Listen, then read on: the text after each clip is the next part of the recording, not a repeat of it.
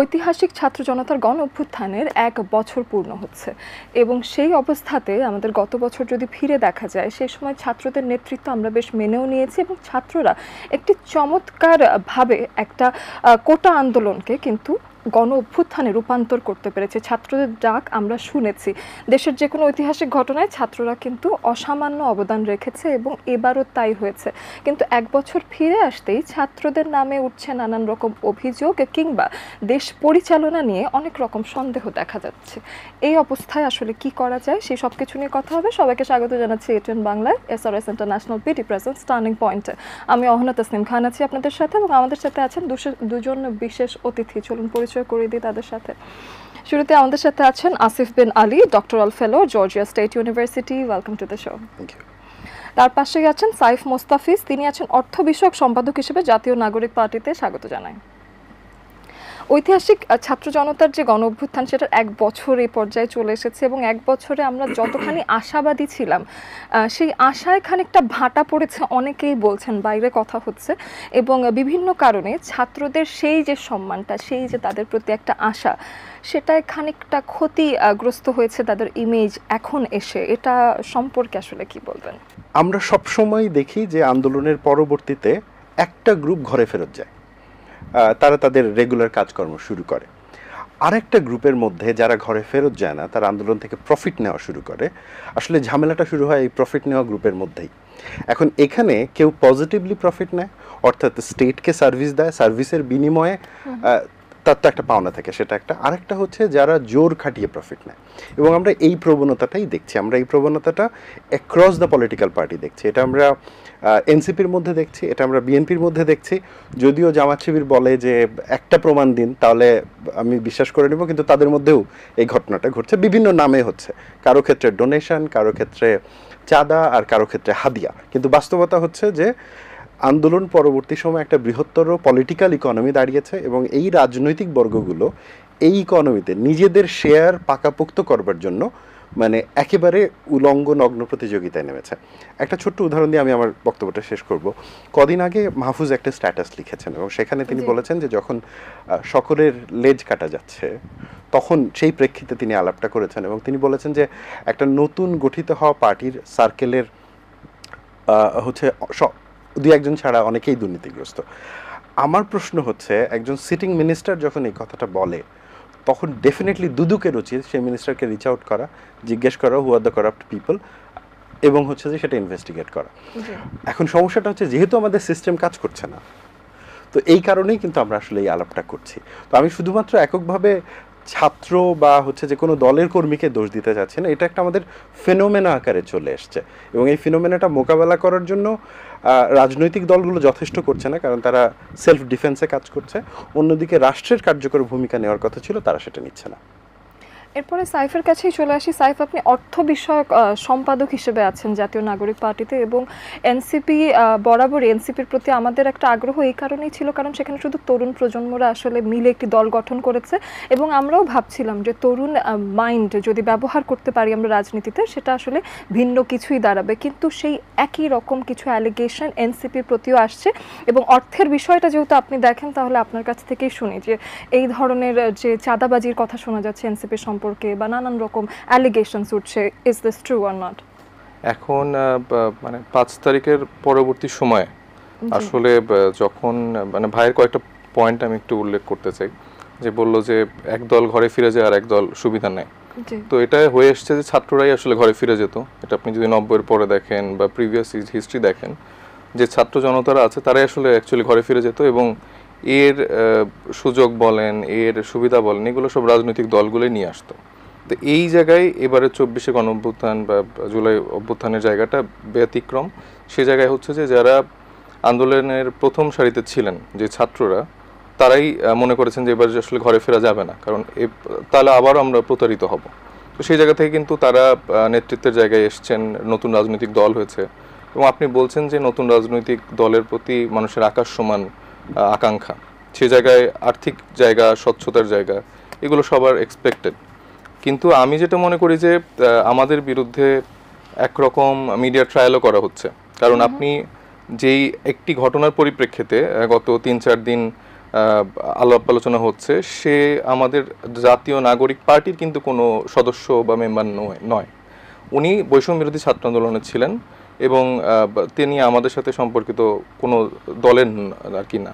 এবং আমরা নাম ধরেই ব্যাপারটা বলি, নীলা ইসরাফিলকে নিয়ে কথা হচ্ছিল, এবং নীলা ইসরাফিলও কিন্তু আমাদের পার্টির কেউ নয়, পার্টির কেউ নন। তাহলে উনি এটা শুরু থেকেই উনি কখনো এটা পার্ট ছিলেন না, কোনো সময় ছিলেন না। উনি দেখা যাচ্ছে যে আমাদের যখন রাজনৈতিক কোনো প্রোগ্রাম হয় তখন যদি ধরেন আপনি এসে সেখানে উপস্থিত হন, আমি তো আপনাকে সরাতে পারবো না। কারণ কেউ যদি একদম প্রথম সারিতে সে দাঁড়িয়ে যান এবং যদি সে নারী হন, সেক্ষেত্রেও কিন্তু একটু সমস্যা হয় যে আমরা ওইভাবে কিন্তু তাকে সরাতে পারি না। সেই জায়গায় এরকম একটা ফ্রেমিং এর জায়গা আছে। আর যদি এনসিপির আর্থিক জায়গাটা বলেন, বাংলাদেশের 53 ইয়ার্সের ইতিহাসে ভাই ডোনেশনের এই কথাটাকে ওই চাঁদা এগুলোর সাথে উল্লেখ করলে এটা আমি একটু বেশ কষ্ট পেলাম। কারণ আমরা যেই উদ্যোগটা নিয়েছি এটা কিন্তু প্রিভিয়াসলি কোনো রাজনৈতিক দলের এই কাজটা কেউ করেনি। আপনি যদি দেখেন, আমরা একটা স্বচ্ছ ফাইন্যান্স নীতি আমরা জনগণের সামনে দিয়েছি, এটা একটা খসড়া দিয়েছি এবং এটার পূর্ণাঙ্গ জায়গাটা আমরা খুব শীঘ্রই এটা মানে পাবলিকের সামনে আনতে যাচ্ছি। এবং আমরা পাবলিকলি যেন আমরা টাকার একটা জায়গা আসতে পারে, সেই জায়গায় কিন্তু আমরা ক্রাউড ফান্ডিং মডেলটা ওপেন করেছি। আমাদের ওয়েবসাইটে গেলেই আপনি মানে ক্রাউড ফান্ডিং মডেলে যে কেউ ডোনেট করতে পারবে। এবং এই ডোনেশনের জায়গাটা আমরা কেন রেখেছি, কারণ একটা রাজনৈতিক দলের জায়গা থেকে যখন কেউ রাজনীতিতে আসছেন, তাদের কিন্তু অনেকেরই আমরা প্রিভিয়াসলি দেখেছি তাদের কিন্তু কোনো পেশা নেই। শুধু রাজনীতি তো একটা মানুষের পেশা হতে পারে না, তার আয়ের উৎস কী তাহলে? মানে সবাই তো খুব ভালো ফ্যামিলি থেকে বিলং করবে না, বা তার ওয়াইফ বা তার ফ্যামিলি মেম্বার থেকে ওই সাপোর্টটা নাও আসতে পারে। তো তার ব্যক্তিগত তো কোনো আয়ের উৎস থাকতে হবে। সেই জায়গাটা কিন্তু প্রিভিয়াসলি কোনো রাজনৈতিক দলগুলোর ক্ষেত্রে নিশ্চিত করা হয়নি। সেই জন্যই তারা বিভিন্ন চাঁদাবাজি, টেন্ডারবাজি এই জায়গাগুলো করতো। তো আমাদের জায়গাটা আমরা চেষ্টা করছি, আমরা অনেক তরুণ একটা দল, 3 থেকে 3.5 মাস আমাদের মাত্র বয়স, আমরা মানুষের কাছ থেকে যাওয়া শুরু করেছি, কথা বলা শুরু করেছি। তো সেই জায়গা থেকে আমরা চেষ্টা করছি যে ক্রাউড ফান্ডিং মডেলটার মাধ্যমে এখন মোর দেন 50 লাখ টাকা আমাদের ক্রাউড ফান্ডিংয়ে এসছে। এটা লাইভ করা আছে, এটা বিকাশের থ্রুতে ব্যাংক অ্যাকাউন্টের মাধ্যমে বিভিন্ন মানুষ পাঠাচ্ছে। এটা 10 টাকা থেকে শুরু করে 100 টাকা, 1000 টাকা বিভিন্ন অ্যামাউন্ট আসছে। তো এইটা আসাতে আমাদের যে দায়বদ্ধতার জায়গাটা বাড়ছে, সেটা হচ্ছে যে যখন একজন কৃষক বা রিক্সাওয়ালা 10 টাকা দিচ্ছে, আমার দায়বদ্ধতা কিন্তু তার প্রতি। কিন্তু আমি যদি একজন কোনো ব্যবসায়ীর থেকে 1000 কোটি টাকা এরকম অ্যামাউন্ট নিয়ে ফেলি, তখন কিন্তু আমার দায়বদ্ধতা হয়ে যাচ্ছে যে তার প্রতি, তার বিভিন্ন দুর্নীতি বা বিভিন্ন এরকম অপকর্মের সাথে আমার তখন সাপোর্ট দিতে হবে, যেটা আমরা প্রিভিয়াসলি আওয়ামী লীগ আমলে দেখেছি বা তার আগেও অন্যান্য রাজনৈতিক দলের ক্ষেত্রেই দেখেছি। তো সেই জায়গা থেকে কিন্তু এনসিপি প্রথম একটা দল যারা এই চেঞ্জটা আনতে যাচ্ছে। তো এই চেঞ্জ আনার ক্ষেত্রে আমাদের দলের যে কেউ ভুলভ্রান্তি করবে না এটা আমি বলছি না, হ্যাঁ 2-1 অবশ্যই ভুলভ্রান্তি আছে। আসিফ, আপনার কাছে এসে রিসেন্ট কিছু কাণ্ড নিয়েই কথা বলতে চাই। আসিফের ফ্যামিলির প্রতি একটা অ্যালিগেশন আসলো, মাহফুজ এর প্রতি দেখা গেল যে তার ভাইয়ের অ্যাকাউন্টে অনেক বেশি টাকা আছে, এরকম কিছু ঘটনা আসলো। সাথে আবার সেনাবাহিনী জানালো এনসিপিকে তারা হলো আর তেমন কোনো ব্যাকআপ দিচ্ছেন না বা তাদেরকে নিরাপত্তা ওভাবে নাও দেওয়া হতে পারে। তো এই ধরনের কিছু ঘটনা আসলে এই সময়টা এসে কেন হচ্ছে, এর পেছনের ঘটনাটা কি, আপনার কি মনে হয়? এখন প্রশ্নটা হচ্ছে যে মডেল আকারে এটা আছে, কিন্তু আমি যখন দেখি যে এনসিপির একজন কর্মী বসুন্ধরার ভেতরে একজন ভদ্রমহিলার কাছ থেকে রাস্তায় দাঁড়িয়ে জানালার কাঁচ ফাঁক করে টাকা নিচ্ছে, তখন ওইটা আর ওই মডেল এই দুইয়ের মধ্যে একটা অসামঞ্জস্য প্রমাণ করে যে মাঠে যেটা ঘটছে আর কাগজে কলমে যেটা আছে এই দুইয়ের মধ্যে চরম বৈসাদৃশ্য। তো আমি এই জিনিসটা অলওয়েজ বলি, বাংলাদেশে আমরা যখন রাজনৈতিক দলগুলো কথা বলে, এটা সব রাজনৈতিক দল, সেটা এনসিপি, বিএনপি বা অন্য, তারা আসলে আমাদেরকে মানে নাগরিক হিসেবে যখন আমি চিন্তা করি, আমাদেরকে দেখান যে দেখো এইটা পেন অ্যান্ড পেপারে আছে, আমরা পেন অ্যান্ড পেপারে পারফেক্ট। এখন সেটা আমরা দেখব, অবশ্যই পেন অ্যান্ড পেপার আমরা আলোচনা করব, বাট প্র্যাকটিক্যালি কী ঘটছে সেটাও আমাদেরকে আলোচনা করতে হবে। এখন ওই বসুন্ধরায় টাকা নেওয়ার ঘটনাটা সামনে চলে এসেছিল, ওইটার যদি ভিডিওটা না আসতো তাহলে কি আমরা ওই আলাপটা করতাম? আমরা হয়তো ওই আলাপটা করতাম না। ফর এক্সাম্পল, এই যে গুলশানে যে ছেলেটা চাঁদাবাজি করতে গিয়ে ধরা পড়লো, আমি মনে করি না যে সে ওই টাকাটা নিয়ে এনসিপিকে দিচ্ছে, আমি ধরে নিলাম যে সে নিজের জন্য এই চাঁদাবাজিটা করেছে। কিন্তু কথা হচ্ছে যে আমরা এগুলো তখনই কথা বলছি যখন আমার সামনে ভিজুয়াল প্রমাণ আসছে, কারণ আমাদের সিস্টেম তো কাজ করছে না। দুদক তো গিয়ে এগুলো দেখছে না যতটুকু তার দেখার কথা। হ্যাঁ, দুদক ডেফিনেটলি পুরনো দুর্নীতির মামলা নিয়ে ব্যস্ত, কিন্তু এখনকার দুর্নীতি নিয়ে কতটুকু কথা হচ্ছে? আমরা এখন কন্টিনিউয়াসলি একটা প্রবণতা দেখছি যে মন্ত্রীর এপিএস এর বিরুদ্ধে যদি অভিযোগ আসে, তার দায় মন্ত্রীর না, স্বাস্থ্যমন্ত্রীর এপিএস এর বিরুদ্ধে অভিযোগ আসলো, আসিফ মাহমুদের এপিএস এর বিরুদ্ধে অভিযোগ আসলো। তো আগে যদি ব্যাপারটা এরকম হতো যে শেখ হাসিনার ড্রাইভার বা পিয়ন যদি 400 কোটি টাকার দায় শেখ হাসিনা, তাহলে কেন আমি মন্ত্রীর এপিএস এর দায় মন্ত্রীকে দিব না? খুবই স্ট্রেট ফরওয়ার্ড ব্যাপার। এবং এইখানে ব্যাপারটা এরকম না যে আমাকে অন্ধভাবে কাউকে দায় দিতে হবে। ব্যাপারটা হচ্ছে যে অ্যাটলিস্ট আমরা তো এগুলোর প্রপার ইনভেস্টিগেশন প্রত্যাশা করতে পারি, ইনভেস্টিগেশন করে দেখা যে আসলেই এখানে কোনো লিঙ্ক আছে কি নাই। এবার আপনার আলোচনাটায় আসি, যেটার উত্তরটা আমি দিচ্ছিলাম। আমরা বাংলা ভিশনে দেখলাম যে আসিফ মাহমুদ সজীব ভুঁইয়ার বাবার ক্ষমতার অপব্যবহার নিয়ে একটা নিউজ আসছে। আমি যদি নিউজের কোয়ালিটি নিয়ে, মানে যে রিপোর্টটা হয়েছে সেটার কোয়ালিটি নিয়ে বলি, জার্নালিজমের স্টুডেন্ট হিসেবে আমি বলবো যে এটার কোয়ালিটি অত্যন্ত খারাপ। হ্যাঁ, মানে ইট লুকস লাইক ড্রামার মতন একটা জিনিস। কিন্তু এবার আসা যাক যে অভিযোগটা বলেছে এটা সাবস্টেন্স কতটুকু। ডেফিনেটলি মিডিয়া ইকোনমি নিয়ে অনেক আলাপ করা যায়। তো সেখানে অন রেকর্ড ভুক্তভোগী সেখানে বলছে যে তার সাথে এটা ঘটেছে। যখন অন রেকর্ড ভুক্তভোগী কোনো অভিযোগ করে এবং সেই অভিযোগ বাংলাদেশের একজন অত্যন্ত প্রভাবশালী মন্ত্রীর বাবার বিরুদ্ধে হয়, তখন এখানে রাষ্ট্রের একটা দায় থাকে এখানে ট্রান্সপারেন্সি নিশ্চিত করা।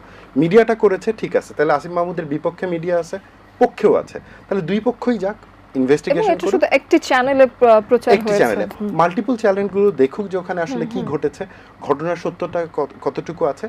এবং আমরা কি এই ক্ষেত্রে একটা এইটুকু এক্সপেক্ট করতে পারি না যে যেহেতু এটা মন্ত্রীর বিরুদ্ধে, মন্ত্রী পরিবারের বিরুদ্ধে এত বড় অভিযোগ, একটা তদন্ত হবে, অন্তত একটা তদন্ত হবে, হয়ে মানে এখানে ক্লিয়ার করবে যে এটা আসলেই অভিযোগটার বাস্তবতা কতটুকু নাকি না। যদি বাস্তব না হয় সাংবাদিকের বিরুদ্ধে ব্যবস্থা নিন, যদি বাস্তব হয় তাহলে যে অভিযুক্ত তার বিরুদ্ধে ব্যবস্থা নিন। কারণ আমরা তো ইতোপূর্বে দেখলাম যে আসিফ মাহমুদের বাবার বিরুদ্ধে এর আগেও বেশ কয়েকটা অভিযোগ এসছে এবং উনি ব্যক্তিগতভাবে একবার মাফ চেয়েছেন এবং উনি বলেছেন, আমি কোট অ্যান্ড আনকোট করছি, অনিচ্ছাকৃত ভুলের কারণে। যেই ক্ষমতায় যায় সেই এই কাজগুলো করে, এই প্রতিষ্ঠানগুলোকে কাজ করতে দেয় না। নাকি ব্যাপারটা এরকম হবে যে তারা ক্ষমতায় থাকলে এটা হবে না, যখন ক্ষমতার বাইরে যাবে তখন আগামী গভর্নমেন্ট যখন আসবে তখন এগুলো বের করবে। মানে এটা তো একটা মানে দুষ্ট চক্রের মধ্যে আমরা পড়ে গেলাম, তাই না? জি একেবারে। এবং সাথে আমাদের উপদেষ্টা মাহফুজের ব্যাপারেও কিছু অ্যালিগেশনস শোনা গেছে। সাথে আমি সেনাবাহিনীর প্রশ্নটা আসলে সাইফের কাছেই করতে চাই, সেই বিষয়টাই আসি যে একটা কিছুদিন আগের গোপালগঞ্জ ইনসিডেন্টে সেনাবাহিনী আসলে আপনাদেরকে সাপোর্ট দিল এবং নেতাদেরকে ওনারা সাজোয়া বাহনে করে একটা সেফটি দিয়ে ওনারা স্থানান্তরিত করলো। হুট করে এখন আবার কথা শোনা যাচ্ছে যে তারা আপনাদেরকে আর কোনো নিরাপত্তা দেবেন না। কোনো মিসআন্ডারস্ট্যান্ডিং কি হয়েছিল বা এই ঘটনার কি কারণ? তো প্রথমে যখন আমাদেরকে সেই গ্রিন সিগন্যালটা দেওয়া ছিল যে এখানে সমাবেশ করার মতো পর্যাপ্ত নিরাপত্তা আছে, তো তার পরিপ্রেক্ষিতে কিন্তু আমরা সেখানে গিয়েছি এবং তারপর আপনারা দেখতে পেয়েছেন যে আওয়ামী লীগের সন্ত্রাসীরা কীভাবে হামলা করেছে। তো সেক্ষেত্রে সেখানকার প্রশাসন এবং আর্মির একটা পরবর্তীতে সাপোর্ট আমরা পেয়েছি। এখন কেন দিবে না বা কি করবে না সেটার ব্যাপারে আসলে আমরা জানি না। সেটা আসলে তাদের জানানো উচিত যে কেন আসলে তারা এরকম মনে করছে। আমাদের ইন্টারনালি তো আসলে একটা রাজনৈতিক দলের তো মানে আর্মিদের সাথে আলাদা করে কোনো সখ্যতার জায়গা হওয়ারও কথা না। আমরা আমাদের জায়গাটা দেশের জন্য কাজ করার চেষ্টা করছি, তারাও দেশের নিরাপত্তা, দেশের জায়গা থেকে তাদের যেটুকু রোল সেটা প্লে করছে। সেখানে তাদের রাজনৈতিক দলকে যতটুকু সাপোর্ট দেওয়ার দরকার সেটা তারা দেবে, না হলে তারা না দেবে, সেটা তাদের আসলে আমার মনে হয় যে ব্যাপার। আর ভাই যে কথা একটু আমি কয়েকটা পয়েন্ট আবার আনতে চাই, সেটা হচ্ছে যে দেখেন এরকম অভিযোগ আসছে, একটা কিন্তু প্রমাণিত না এবং কিন্তু আমরা বারবার বলছি যে এগুলো প্রমাণ করার জন্য যারা আছেন, যেই সংস্থাগুলো আছেন তারা কাজ করুক। এখন আপনার বিরুদ্ধে আমি বললাম যে আপনি 1000 কোটি টাকার দুর্নীতি করছেন, তো এইটা করে একটা মিডিয়া ফ্রেমিং করে আপনার একটা ফটো কার্ড যখন ছেড়ে দেওয়া হবে সেটা কিন্তু অলরেডি ভাইরাল, কিন্তু এইটা যে প্রমাণিত হয়নি সেটা কিন্তু ভাইরাল হয়নি। নাহিদ ইসলামের নামে আসলো কি নগদের হচ্ছে 150 কোটি টাকা নাকি সে দুর্নীতি করছে, সে তার ব্যাংক অ্যাকাউন্ট থেকে শুরু করে তার বাকি ডিটেলসও কিন্তু যখন সে পদটা ছেড়ে আসে সেটা কিন্তু দিয়েছে এবং সেটাও বলেছে যে আমার ব্যক্তিগত জায়গা থেকে আমার বাবা বা ফ্যামিলি মেম্বার এটাও আপনারা চেক করে দেখতে পারেন। কিন্তু এরকম একটা অভিযোগ আসলো, পরে সেটা জানা গেল কি যে নগদের যেসব এমপ্লয়ি আছে তাদেরকে যে স্যালারি সেটাই ধরেন যে যেটুকু অ্যামাউন্ট, মানে ওই অ্যামাউন্টের অর্ধেকও না। কিন্তু এরকম একটা মিডিয়া ট্রায়াল করে ফেলা হলো, যেরকম কালকে বাংলা ভিশনের নিউজের ব্যাপারটা আসলো, সেখানে অন্যান্য চ্যানেলগুলোরও একটা রিপোর্টের জায়গা আমার মনে হয় যে দাবি রাখে এবং আমার মনে হয় যে এটা আসলে একটু ব্যক্তিগত ক্ষোভের কারণও থাকতে পারে। কোনো একটি বিশেষ দলের বিশেষ ব্যক্তির হয়তো কোনো স্বার্থ হাসিল হয়নি এই জন্য হয়তো বা সে এরকম লেগে পড়ে এরকম কিছু নিউজ ওনার বিরুদ্ধে করছে। তবে ওনার বাবা বা ওনার ফ্যামিলির বিরুদ্ধে যদি এরকম কোনো অভিযোগ থেকে থাকে, আমার মনে হয় এটা আর একটু মানে যে সংস্থাগুলো এই দায়িত্বশীল জায়গা পালন করবে এটা দেখা উচিত। এবং কালকে আমরা দেখলাম যে মুরাদনগরে কিন্তু বিএনপির যারা কায়কোবাদ সাহেবের যারা অনুসারী তারা কিন্তু ওই আসিফ মাহমুদ, সজীব ভুঁইয়ার যারা প্রতিবাদ করেছে এই ব্যাপারটি নিয়ে, তাদের উপরে কিন্তু একদম ওপেনলি অস্ত্রশস্ত্র নিয়ে হামলা করেছে। তো এই জায়গাটাও তো আসলে খুব ভয়ানক একটা ব্যাপার যে তারা কেন আসলে কোন দুর্বিসন্ধি থেকে এরকম অস্ত্রশস্ত্র নিয়ে শোডাউন করে আসলে একটা মানে প্রতিবাদ জানানোর জায়গায় এরকম করে হামলা করছে। এটা তো আমরা প্রিভিয়াস স্বৈরতন্ত্রের জায়গায় চলে যাচ্ছি। এবং ভাই আর একটা কথা বললেন যে বসুন্ধরা আবাসিক এরিয়াতে একটা টাকা নেওয়ার ঘটনা।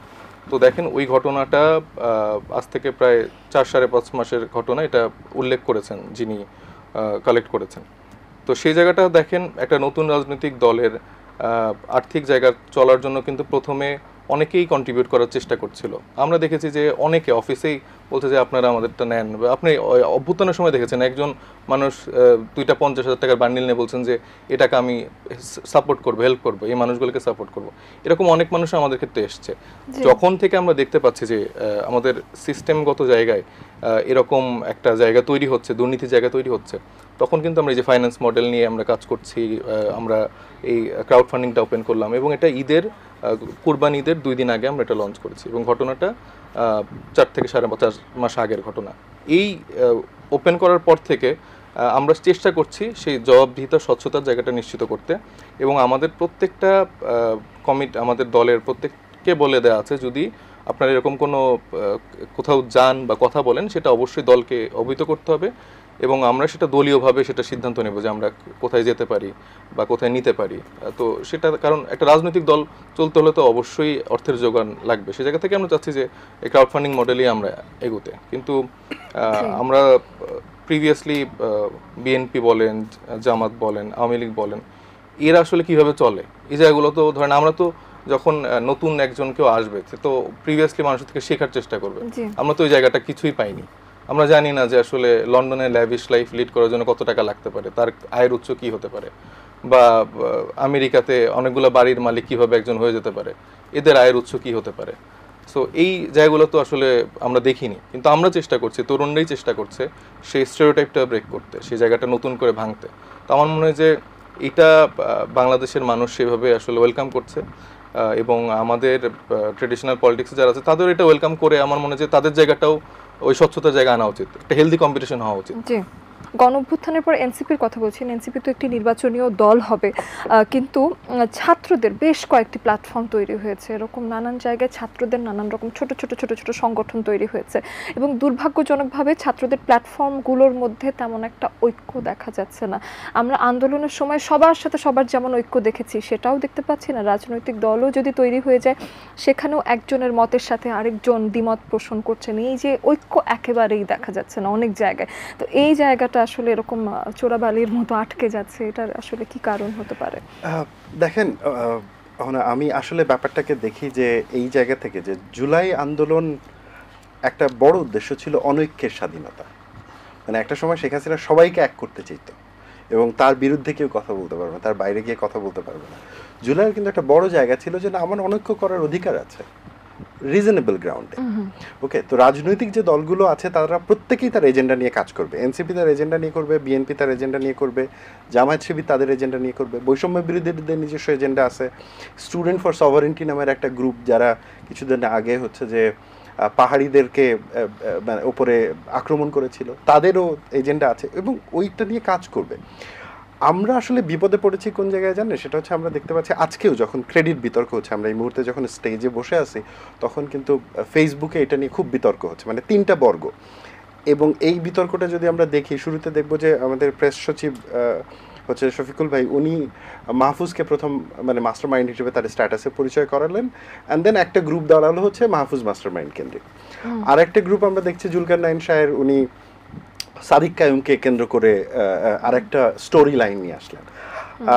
ওইদিকে সাদিক কায়ুম এবং ঢাকা বিশ্ববিদ্যালয়ের শিবিরের যে গ্রুপটা, তারা দেখা গেল যে ব্যাপারটা এরকম যে তারাই সবাইকে আসলে পড়ায় শিখায় আন্দোলনে পাঠাইছে, এদের কোনো এজেন্সি ছিল না, পেছন থেকে ওরাই সব করছে। অন্যদিকে আজকে যখন আবার নাহিদ স্ট্যাটাস দিচ্ছেন তখন সেখানে আবার ব্যাপারটা হচ্ছে যে না আমরা আসলে সবকিছু পাঠচক্র থেকেই করে ফেলেছি, হ্যাঁ, এর বাইরে আসলে ভাবার খুব একটা সুযোগ নাই। দুঃখের আলাপটা হচ্ছে যে এই যে প্রত্যেকটা গ্রুপ যাদের কথা বলছি এরা প্রত্যেকেই কিন্তু আন্দোলনের স্টেক হোল্ডার এবং তারা তার জায়গা থেকে আন্দোলনে কন্ট্রিবিউট করেছেন এবং এই প্রত্যেকের অ্যাকশনের একটা কালমিনেটিভ ইফেক্ট হচ্ছে জুলাইয়ের অভ্যুত্থান, তাই তো?